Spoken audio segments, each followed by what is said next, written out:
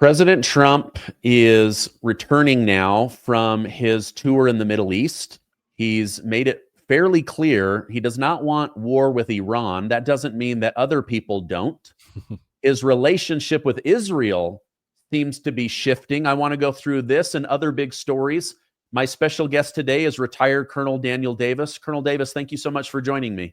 Always a pleasure to be here. Thank you. So some background, Colonel Davis retired after serving our country for many years. He also now has a podcast called The Deep Dive with Daniel Davis. I'll make sure to put a link to that down below.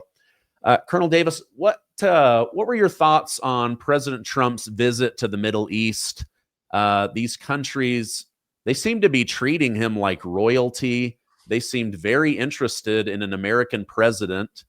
Which caught me a little bit off guard based on everything that's happened with Biden, Obama, George Bush specifically. And then what about his his speech in Saudi Arabia? What were your thoughts on this Middle East tour? Yeah, I'll just tell you straight up that the one thing that got me the most excited was when he started talking about how our nation building stuff and how our interventionalists had been in a complete disaster. I thought it was great. I actually did a show on my channel saying that I thought it was fantastic that he's gave honor and respect to the regimes of the Middle East and said, look at all these things you guys have accomplished without anybody from the United States telling you what to do. You guys have your own culture, your own values, your own systems of doing things. And you don't need anybody from the outside telling you what to do. And these interventionalists that have tried this over the top, that we know better than you, it's just complete disaster. And then I went in and talked about some of the examples that he could have cited, whether it's Somalia or Libya, obviously Iraq and Afghanistan, and even Syria and other things that we keep doing in different places. Every time we try to do regime change or try to tell somebody else how to run their country better, it almost never works. I mean, we've been doing that in Iraq for, gosh, the better part of 2 decades, of constantly trying to tell them how to be a democratic country and whatever. And all it seemed to do is move them further in the orbit of Iran, et cetera. So I was really excited about that. The only caveat I say is, like everything else, words matter and they're important, but actions matter more. And as long as he continues to go down that path, I'm a big fan of it. Yeah, I thought that was one of the best presidential speeches I have heard in a long time, where he really kind of stuck it to Bush and Clinton and others, where it was like, listen, we spent $9 trillion on wars, exporting chaos. And what did it get us? A rundown America and a whole bunch of debt. And look at you guys, you're building palaces. You don't have a homeless problem. You don't have a food problem. I knew something was going to happen in the Middle East because before President Trump was inaugurated, he went to a UFC fight. And the special guest that he had next to him was the chairman for Aramco, the largest oil producer in Saudi Arabia. I thought, oh man, that is really interesting. Of all the people on planet Earth, so I knew that something was coming. But again, I agree with you. That speech and this is what I think Trump is trying to do. He's trying to say, let's not waste all of that money on foreign wars and foreign influence. Yes, we have to do diplomacy. Sometimes we have to buy off our enemies or make trade negotiations, but let's use trade and economics instead of the military in order to do this stuff. I just, as someone who went to the Middle East, I'm sure that was refreshing to hear that, compared to we're mounting up to go to war with another Arab country. Yeah, you have no idea. And those thoughts were on my mind. Probably the reason that I was so excited about it, because I didn't expect it. I thought it was just going to be just kind of some boilerplate thing of, complimenting them here and there and talking about relations, or, just something that you would pull out of a can that they could have thrown at a lot of places. And instead it was that. And I'm all for, doing business, because things that are win-win and help everybody else out, and it lowers the reason why anybody wants to have any kind of a conflict. Those are great things. All of that comes with the understanding that this is not a rainbows and unicorn deal. It's not like everything's going to be copacetic in the Middle East. There's still lots of tensions roiling under the surface. Even Saudi Arabia has its own domestic issues, and between countries and whatever, those things have to be managed. And listen, it's also a tough situation here. Like, I mean, Jamal Khashoggi was killed by, according to the intelligence reports, at the word of Mohammed bin Salman in Saudi Arabia. And so you don't want to come across as saying, hey, you guys can do whatever you want to do. If you happen to kill a Washington Post reporter, that's cool. You don't want to do that. But you also have to say, listen, we have to operate in the world, and we have to make decisions for our country that benefit our country. And if we take an overly idealistic viewpoint that comes at our expense and doesn't change any behavior on the other side, then that's not really a good path to go down. And by the way, you can talk nearly every country on the planet that has some pretty dark sides to it, to include our own, if we're going to be honest. So you have to be careful how you do these things, but it's just a fine line, because you don't want to go so far that you say, yeah, you can kill whoever you want, or that you go too far in the other direction where you say, well, you did something we don't like, so we're going to cut off relations with you, which some actually suggested. But I think, some kind of a balance is in order. And this looks like, at least for right now, it looks like a pretty good balance. Yeah, I've seen the way Trump operates. Like let's say Vladimir Putin, for example. I don't think he believes Vladimir Putin is the angel Gabriel or anything, right? Like, he sees him for what he is, but he realizes, if I want Vladimir Putin to pick up the phone, I can't just sit and badmouth him to the media all day long. Right. Like, I need to be able to get on the phone with this guy and negotiate. So he doesn't come out and say, this guy's a monster, he's the worst, we need regime change or anything. My God, this man has to go. Yeah. Yeah, So, hypothetically. Yeah. Hypothetically, he should be killed, right? So, but he says things like, Vladimir, stop bombing Ukraine. Let's get on the phone. Let's talk. Like, Right. come on, don't be silly about this. Let's get on the phone. So his style is so different compared to other people. I want to get your thoughts on, do you think part of what Trump is trying to do with Russia, and specifically the Middle East, just this week, is trying to get them to redirect their focus, their commerce, their money back to the United States versus to China? I'm certain that that's on the minds of the Trump team and the administration and the economic folks. They want to do everything they can to have a optimistic and an open economic lifeline that says, you can do business with us because it's beneficial. We'll give you better deals than the Chinese. And I have always argued that the best way to deal with China is to outcompete them, not to try and force things from the outside, to try to block this or that or whatever, because it just doesn't work. But you outcompete them, and you show that I have a better product to sell, I have a more stable economic environment for you to deal with, you're going to get better terms, then they're naturally going to want. You don't have to do anything then. And so if that's the course, if that's the path they're going down, then I think that's a good one. Yeah. The other thing that I noticed is President Trump did not make a stop in Israel. And from what I'm reading, there's been somewhat cold communication between him and Benjamin Netanyahu of Israel, where I think some speculate that Israel was trying to pull the United States into war with Iran, or at least to give more money and more defense in the region. And President Trump is saying, I don't want war. I don't want to have to bomb the Houthis. I don't want to have to bomb Iran. I think we can go about this a different way. What are your thoughts on that? Have you noticed anything like that? Yeah, listen, there has been a significant change in Trump from, say, the end of February, 1st of March, and today. And I've actually been talking to a number of folks here in Washington and several other places to see if anybody had an insight into what may have happened behind the scenes. But you had Trump in that earlier time frame, a couple of months or so ago, almost sounded like he was just ready to let the United States Armed Forces be the Benjamin Netanyahu Armed Forces. And he's like saying, yeah, Iran has to just to do what we say, or there will be bombing, to use to quote what he said. And then in the Oval Office on, I think it was the 7th of March, he said, "Listen, folks, we're in the final hours here. We're right to the end of it. They either have this negotiated settlement that we want, or all of a sudden, or we're going to solve it in a different way." Really belligerent statements. On Gaza, he was saying, we want to help run the thing. We want to get all the people out and help them go somewhere else. We'll do whatever they want." Really, just sounded like he's Benjamin Netanyahu. All of a sudden, there's a dramatic change around the time that Netanyahu came to the White House. Ironically, that's when the messaging changed. Now, all of a sudden, he's like, let's send Steve Witkoff to Iran. Maybe we don't have to have a war at all. It'd be great if we can have this one here. And there's been some progressive and productive meetings between the two there. On Gaza now, all of a sudden, he's saying, hey, we need to get this deal solved. We need to get this thing over with. After Netanyahu has said, we're going to go back in with another offensive, and we're going to stay this time, et cetera. All of a sudden, Trump's saying, we need to get this war over with. We need to get these people some food. We need to push in that direction. So now he's significantly changing from what Netanyahu's wanting. Of course, I'm all for this side here.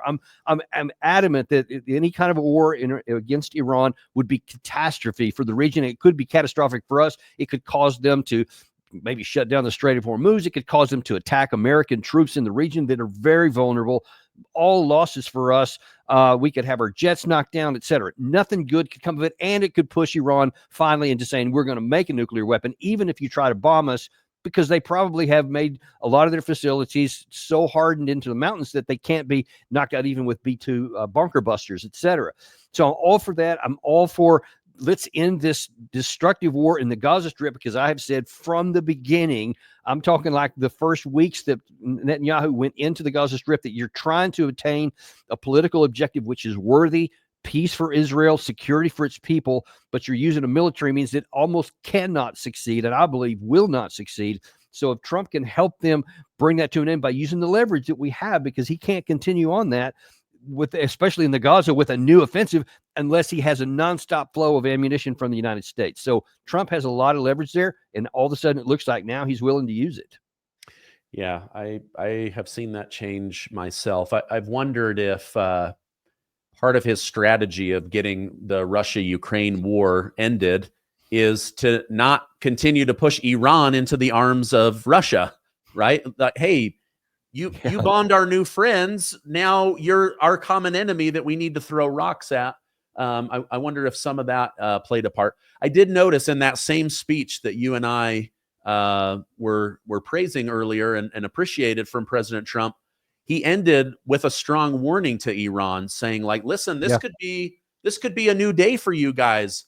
Like, we could open up commerce. You guys could have a great future. If not, we're going to have to bury you in rubble. We don't want to do that, right? Like, so he is using some of that strong language, but I think he's trying to help them see, like, you don't have to attack everybody. You could actually do business with people.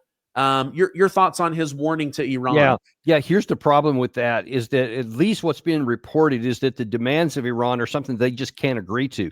They're not going to get rid of all their reprocessing capability and their long-range missile capability, which many say they have to have, because that's basically demilitarizing themselves and laying down their only means of robust self-defense and keeping alive. And I know this is the reason why they're wanting to do this, that if they feel pressured to enough that they can launch into a nuclear weapons program, and they don't want to surrender that capability. So I don't think that they would go that far. And if we try to press for a unilateral only benefits us in a deal, we're just not going to get it. And listen, part of the reason, we got to be honest too, part of the reason that it's difficult is that because the Iranians are keenly aware that the last time that they had a deal where they put a lot of constraints on themselves, Trump himself got out. So they're like, you got to build up some trust with us. And by the way, if you want these big gives, we're going to have to get something pretty big. And right now, especially the West, and most assuredly Israel, they want to give nothing and they want to get everything, and it just doesn't work that way. So if we want a deal, and I think one is available to be had, but we're going to have to say we can't get everything we want, and they are going to have to get something that they want, or we're going to run the risk of maybe this going into conflict, which would be very, very bad and worse than the status quo. Okay. I read last night about these peace agreement talks in Turkey. Turkey hosted Ukraine and Russia. Putin was trying to get Zelensky to come. Hey, why don't the top dogs just sit down, talk? You can have America there, you can have Turkey there, others there, but let's sit down. Zelensky didn't want to do that. Now, what I'm reading is Trump decided not to go there. He flew back home. And even Secretary of State Marco Rubio is like, okay, based on who's being sent from Ukraine and Russia, this isn't going to go anywhere. They're not taking ending this war serious. Your thoughts on the diplomacy in Turkey?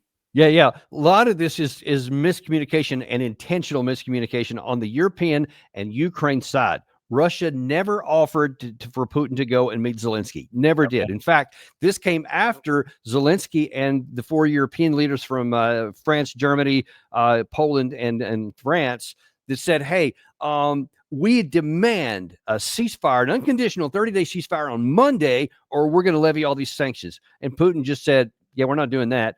But I tell you what we will do is we'll have direct negotiations for the first time since 2022 between our side and their side. That's all he offered. And then Zelensky comes back on and says, oh, yeah, well, I'm going to come there and you better come there, Putin, or everyone's going to know that you're afraid of me, which is what he said. Zelensky has said this. And Putin just said, never offered that. And you're a lunatic if you think that that was ever on the table. Heads of state don't meet until all of the lower delegations have arranged nearly everything, and they come out to make the final negotiations or to present whatever was agreed upon. Nobody does it that way, but that's how it was presented over here. But what has been reported on both Ukraine and Russian media, as well as some in European, is that both sides said, all right, we're going to come in, that we want to meet. The meeting is good. It's the first time you had direct negotiations since April 2022. But they said, all right, we're going to present our side. The Ukraine is, here's the 30-day ceasefire that we want. And then the Russian side said, fair enough. That's what you want. Here's what we want. We'll agree to that. Putin said this before the meeting, as long as our caveats and conditions are attached to it, not an unconditional, that's not even on the table. But then came the real killer for the Ukraine side, is they said, our deal is basically the same one that was from June of last year, almost unchanged.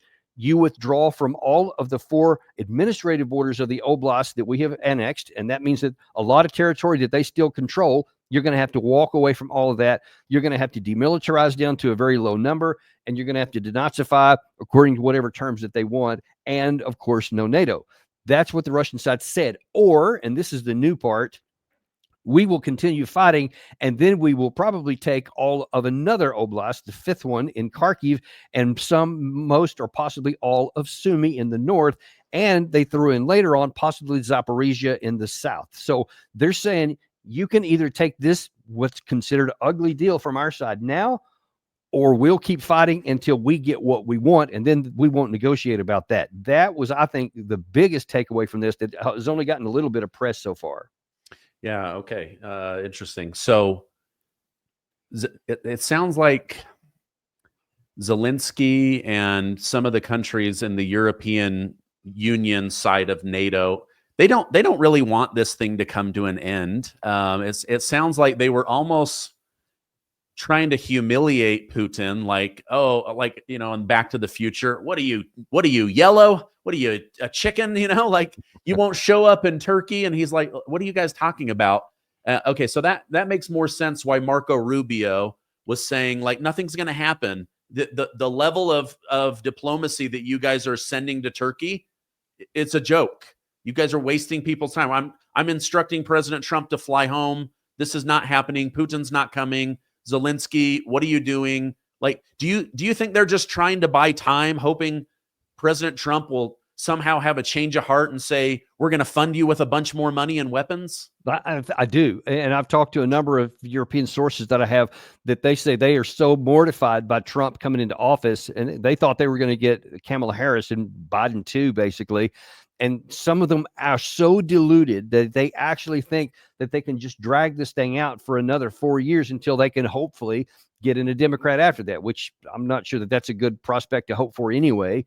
But they actually are doing everything. You're right. This stuff was in your face for Putin, demanding that you do the stuff that they don't have any leverage to compel and force them to do so.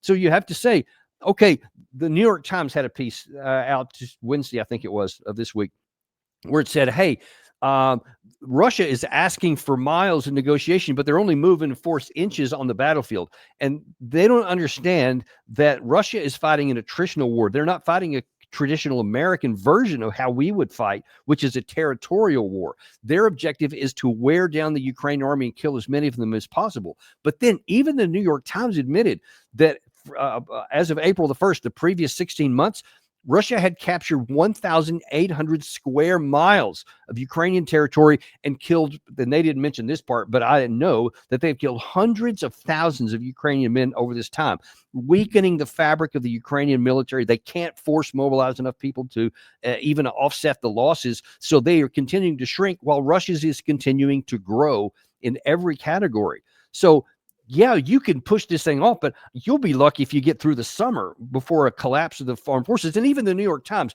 admitted that, well, there is a possibility that the Ukraine side could become so weak because it doesn't have enough men or enough ammunition, and it collapses.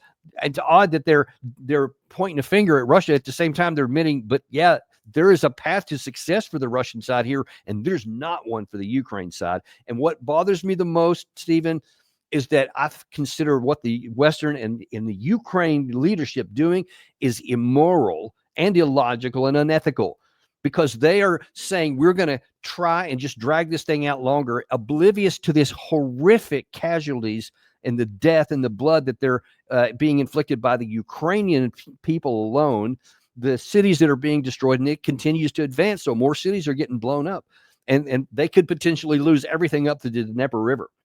So this could get a much, much worse. And if they have this fantasy of dragging it out, I don't think they're going to. And one last thing I'll point out, which is why I think this is delusional, and I hope Trump sticks with this.